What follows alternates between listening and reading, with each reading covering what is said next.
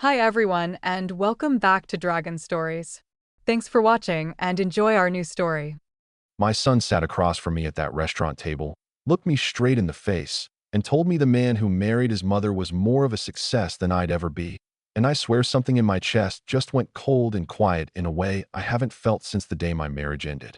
I'm Daniel. I'm 44. I work in cybersecurity IT, and I'm writing this from my apartment at almost midnight because I honestly don't know where else to put this feeling. And if even one person out there has been through something like this, I need to know I'm not losing my mind. So let me back up, because to understand what happened at that lunch, you have to understand what the last few years of my life have actually looked like from the inside. My ex-wife and I were married for almost 18 years, and I'm not going to stand here and pretend it was all her fault or all my fault, because the truth is we just slowly became two completely different people who didn't know how to talk to each other anymore. And by the time we finally admitted it, we'd already been living like polite strangers under the same roof for years. The divorce was about as miserable as divorces get. Not explosive, just long and exhausting and full of lawyers and paperwork, and that particular kind of sadness that comes from watching something you built your entire adult life around get quietly dismantled. Our son Lucas was already in his late teens when it was finalized, so at least we didn't have to figure out custody schedules for a little kid.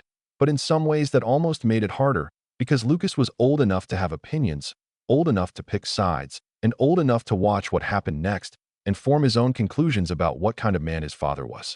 What happened next, on his mother's end, was fast. She met someone within maybe 8 or 9 months of us separating. A guy who works in investment management. Let's just call him the kind of person who mentions his portfolio in casual conversation and drives a car that costs more than some people's houses. They got serious quickly, they got married, and suddenly Lucas had a stepfather who had a lifestyle that made everything I could offer look like a participation trophy. I want to be honest here. I didn't hate the guy at first. I tried to be reasonable about it. What I couldn't quite make peace with was watching my son start to disappear into that world, because Lucas didn't just visit his mom more. He basically moved in with them, and the version of life he was living over there looked nothing like what I could provide on an IT salary with no second income and a divorce settlement that hit my savings in ways I'm still feeling. But I kept showing up. That's the thing I need you to understand about me before you judge any decision I made later. I kept showing up financially in ways that I genuinely could not always afford, because I told myself that's what a good father does. That's how you keep a relationship with your kid. That's how you show him you're still in his corner, even when everything else has changed. I was covering his tuition, not all of it, but a significant chunk. I was paying for his car insurance on a car I'd co-signed for him. I was sending money for rent when he needed it, covering random expenses, transferring cash when something came up. And something always came up. I wasn't resentful about it at first. I genuinely wasn't. Because I wanted him to have stability, and I wanted him to finish school, and I told myself we'd figure out the relationship stuff as he got older and settled down. Except he didn't seem to be settling into appreciating any of it. He seemed to be settling into expecting it. The lunch was his idea, actually, which I took as a good sign. We'd been kind of distant for a few months, mostly just texting, and I'd been missing him in that particular way you miss someone who's technically still in your life, but has clearly moved to some emotional distance from you that you can't quite explain. So when he suggested getting together at this restaurant near his campus, maybe a 10-minute drive from where he lived, I showed up early. I was genuinely happy to see him, and for maybe the first 15 minutes it felt okay, surface level okay. The kind where you talk about nothing and you're just glad to be in the same room. Then he checked his phone for maybe the 4th time, and something shifted, and suddenly the conversation started moving in a direction I wasn't ready for. He leaned back, looked at his expensive watch, and said, "You know, Dad, seeing how Gary handles his business just showed me what a real success looks like."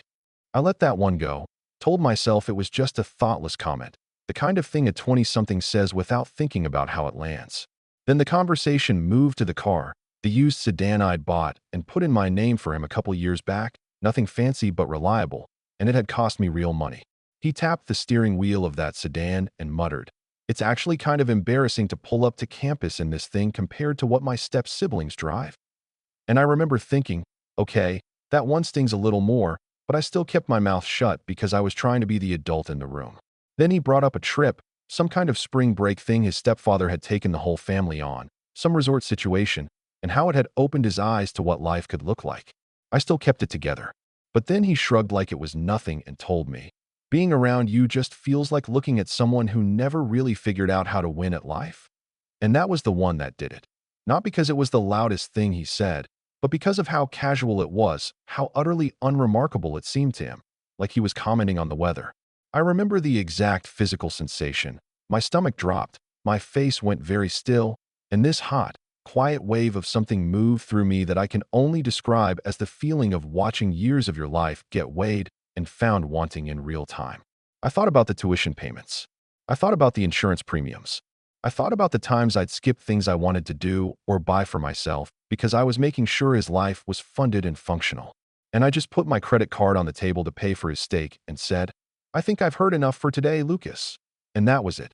No explosion, no big speech, just a quiet door closing somewhere inside me that I wasn't sure I knew how to open again. I drove him back to campus, and as he got out of the car, he didn't even look back. Just said, "Don't forget to transfer the money for that spring break trip by Friday," and walked away, and I sat there in the parking lot for a moment that felt much longer than it probably was, watching him disappear through the entrance, and then I drove myself home. I got home, I made coffee, and I sat down at my kitchen table, and I pulled up every recurring payment I'd set up connected to Lucas's life, and I just looked at the numbers for a long time. I looked at what I'd spent over the past 3 years, totaled up in a way I'd been actively avoiding doing. And the number was genuinely startling. Not astronomical by some standards, but for a single guy on my salary who'd been trying to rebuild his own life post-divorce while also bankrolling someone else's, it was a lot. It was more than a lot.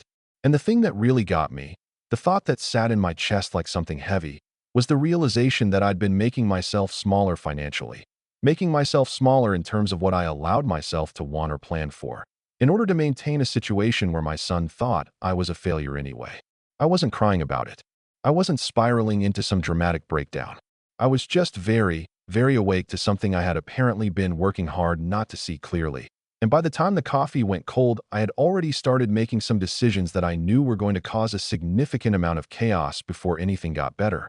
I want to be clear about something before I tell you what I did the next morning, because I've seen enough Reddit threads to know someone in the comments is already typing out a response about how I'm the bad guy here. And I just want to say, I thought about this. I didn't wake up swinging.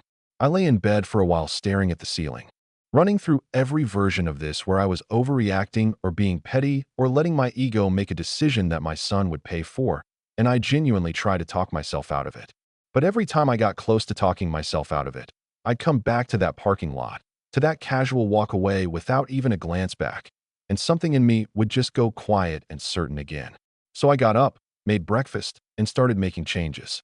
I logged into the bank and closed the secondary card that had Lucas's name on it. I went into my automatic payment settings and stopped the monthly transfer I'd been sending him. I called the insurance company and removed him from my policy. That one took about 40 minutes on hold, and I spent most of it second-guessing myself, but I stayed on the line. And then I drove over to the campus lot. It's only about 10 minutes from my place, which is part of why I'd been fine letting him keep the car there. Picked up the sedan that was still technically in my name since I'd never gotten around to transferring the title, and drove it back to my apartment. I want to tell you, I felt some wave of righteous satisfaction after all of this, like a movie moment where the soundtrack swells and the protagonist finally stands up for himself. That's not what it felt like. It felt kind of hollow, actually, and a little scary, because I knew what was coming and I knew it wasn't going to be clean. The first call came that same afternoon. Lucas couldn't find the car and his card wasn't working at the campus bookstore, and his voice had that specific edge in it that I recognized from his teenage years. Not quite panic, not quite anger, somewhere in between, like he was trying to stay cool while his brain was catching up to the situation. I told him the card was closed and I had the car, and I kept it short because I didn't want to get pulled into a long back and forth where I'd either get talked out of it or say something I'd regret. And honestly, I think the shortness of that conversation scared him more than a big argument would have. He called back twice more that evening, and the second time his voice had shifted from confused to something harder. He said, "So that's it? You're just going to pull everything because you're mad about one conversation?" And I told him I wasn't mad, that I was just done making arrangements that clearly weren't appreciated, and I ended the call before either of us could escalate it further. Then his mother called. I actually answered that one. Maybe because I was feeling like I owed her at least a conversation, or maybe because some part of me wanted to hear what she was going to say. She was not calm. She told me I was behaving like a child, that I was punishing Lucas for saying something thoughtless, that a real father doesn't withdraw support over hurt feelings. And then she said, "You're going to damage your relationship with him permanently over your ego." And I remember thinking, as I listened to her say that she might be right. And also that she had not once in this conversation offered to cover any of the things she was insisting I should continue to cover. I pointed that out. The conversation got shorter after that. Then he called. The stepfather. I honestly hadn't expected that one. And I won't lie to you. There was something deeply strange about picking up the phone and hearing this man's voice. This person who my son had just told me was the example of what a successful man looks like. He was composed, professional, measured, reasonable on the surface, with this undercurrent of condescension that I don't think he even noticed he was doing. He told me that my decision was short-sighted, that disrupting Lucas's stability during his education was the kind of thing that had long-term consequences, that he understood I was upset, but that I needed to think about what was best for my son. And I just let him finish. And then I said, very calmly, "If his stability is the concern, I'm sure you can cover the gap." And I hung up. I'm not going to pretend that didn't feel good, because it did for about 10 minutes, and then the doubt came flooding back in. Because here's the thing about making a principled stand. The principle doesn't protect you from the part where you lie awake at night wondering if you've just broken something that can't be fixed. I went through about 2 weeks of that. 2 weeks of Lucas not really talking to me, of texts that were short and cold when they came at all, of hearing through a mutual family friend that he was stressed and scrambling, and feeling every single piece of that information like a small specific pain in my chest. I'm his father. I didn't stop being his father because I was angry. And watching him struggle, even knowing why I'd made the decision I made, was genuinely one of the harder things I've done. But I kept noticing that same pattern every time someone called to pressure me. They wanted me to keep paying, but not one person had volunteered to replace what I'd stopped providing. Not his mother. Not the man who apparently represented the gold standard of what a provider looks like. And that told me something. That told me a lot, actually. In the middle of all of this, I had to keep going to work, which sounds obvious, but felt almost surreal. Sitting there doing threat assessments and network security reviews while my personal life felt like its own kind of breach I didn't know how to patch. My manager asked if I was okay somewhere around the end of that first month because apparently I'd been quiet in meetings, and I told him I was dealing with some family stuff, and he nodded and didn't push it, which I appreciated more than he probably knew. I started taking long walks in the evenings just to have somewhere to put the energy, these long routes through my neighborhood that sometimes went an hour or more, just me and whatever podcast I wasn't really listening to because my brain was too loud.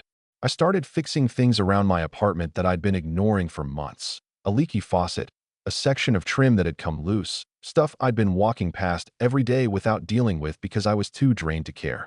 And slowly, so slowly I almost didn't notice it happening, I started to feel something I hadn't felt in a long time.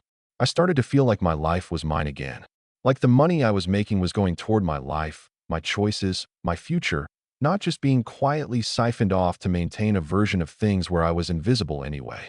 I started saying yes to things I'd been saying no to for years. A weekend trip with some friends I'd been flaking on, a dinner that was more expensive than I'd normally let myself spend, a guitar I'd been looking at online for almost a year that I finally just bought because I wanted it and I could. None of these things are dramatic. None of them are the stuff of a triumphant montage. But they were mine, and that mattered more than I knew how to explain to anyone at the time. About 3 months after that lunch, Lucas called me on a weeknight and his voice sounded different. Not the cold, clipped tone I'd been getting in the occasional texts, not the frustrated edge from the early calls right after everything changed, but something quieter and a little tired, like someone who'd been carrying something heavy and was starting to feel the weight of it in their legs. He asked if we could get coffee. Not dinner, not some big planned thing, just coffee, nearby, low-key, whenever I was free. I said yes.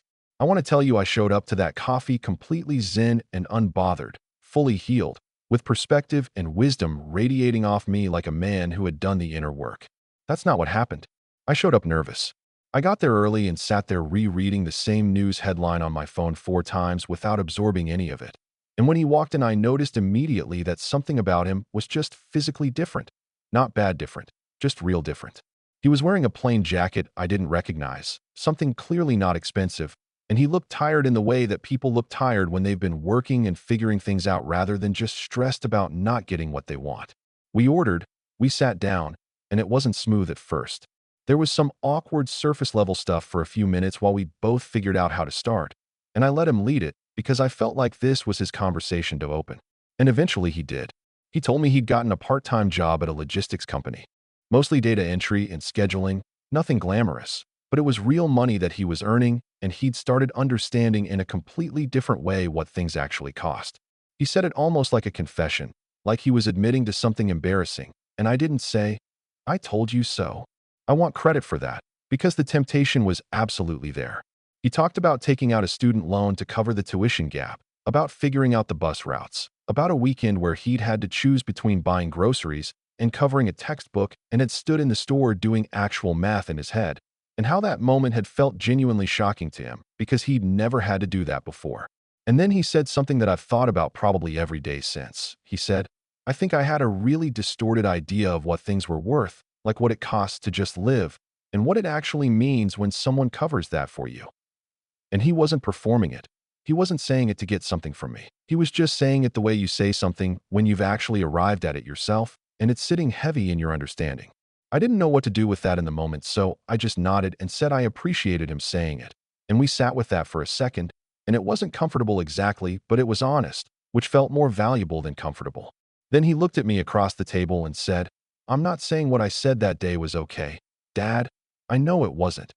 And that was the closest thing to an apology I was going to get, and honestly it was enough, because it was real and it was his, and he'd arrived at it on his own without anyone making him say it. I did not write him a check at the end of that coffee. I want to be upfront about that, because I think some people reading this are waiting for the part where I swoop back in and restore everything and we hug it out. That's not what happened, and I don't think it would have been the right thing. What I did do was tell him that I was proud of him for working, that I wasn't trying to disappear from his life, and that I was open to us figuring out a different kind of relationship than the one we'd had. One where he wasn't just coming to me when something needed to be paid for. He seemed to understand that. He didn't love it, I could tell, but he understood it. We've talked more in the months since that coffee than we had in probably the 2 years before the restaurant lunch. Different conversations than before. He tells me about problems at work, asks me things about navigating professional situations, called me once at a weird hour because he was stressed about a conflict with a coworker and just wanted to think it through out loud with someone. That call meant more to me than I could really explain without sounding dramatic about it. That was him calling me because he wanted to talk to me, not because something needed to be paid. And that difference is enormous in a way that I don't think I could have articulated before all of this happened. My own life has kept moving in ways I didn't fully anticipate when I made those changes back in my kitchen that morning. The new project at work turned into a bigger opportunity than I expected. I got pulled into a contract with a client that required some travel, nothing crazy, but a few trips that got me out of my apartment and my routines and reminded me that the world is bigger than the particular set of problems I'd been marinating in. I met someone through a mutual friend at a gathering I almost didn't go to, and we've been seeing each other for a few months now. And I'm not going to jinx it by making big statements, but I will say that being around someone who sees me as a whole person and not as a financial resource is something I'd apparently forgotten was possible.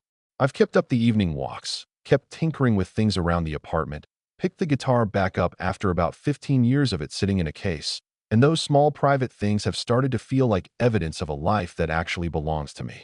I'm not going to sit here and tell you the stepfather was wrong about everything.